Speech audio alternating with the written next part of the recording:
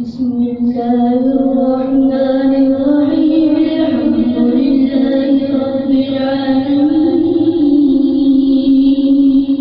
الرحمن الرحيم مالك يوم الدين إياك نعبد وإياك نستعين اهدنا الصراط المستقيم صراط الذين أنعمت عليهم غير المغضوب عليهم ولا الضالين.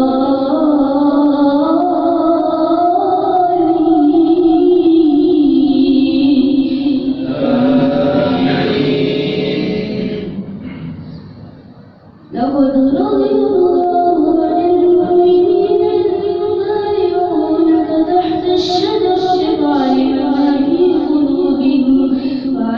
ما في قلوبهم فأنزل السكينة عليهم فأثابهم فتحا قريبا ومغانم كثيرة يأخذونها وكان الله عزيزا حكيما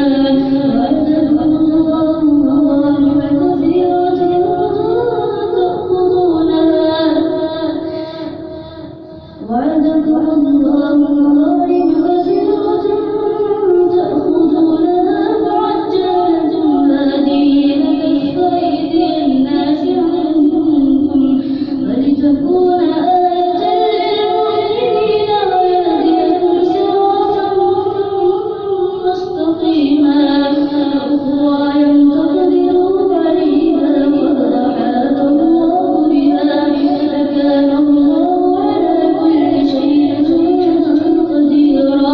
ولو قاتلكم الذين كفروا لولوا الأدبار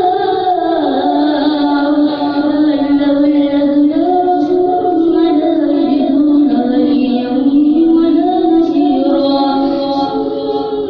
سنة الله التي قد خلت من قبل فلن تجد لسنة الله تبديلا. وهو الذي كف أيديكم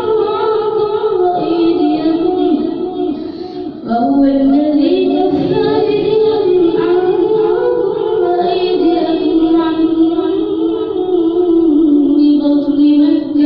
ببطن مكة من بعد أن أظهرهم عليهم وكان الله بما تعملون بصيرا. الذين كفروا وصدوكم عن المسجد الحرام والهدي معكوفا أن يبلغ محله ولولا رجال مؤمنون ونساء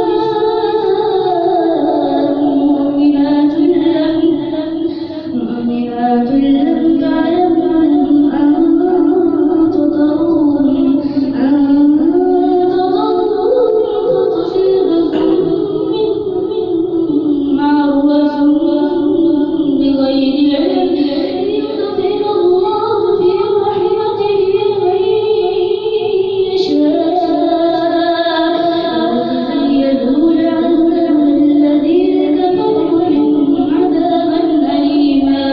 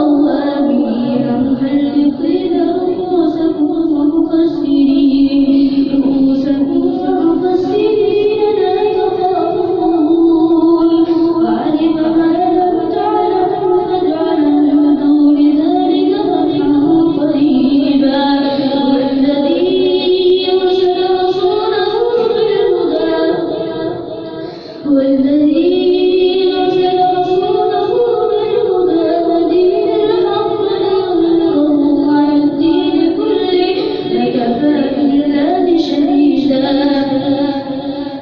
فكفى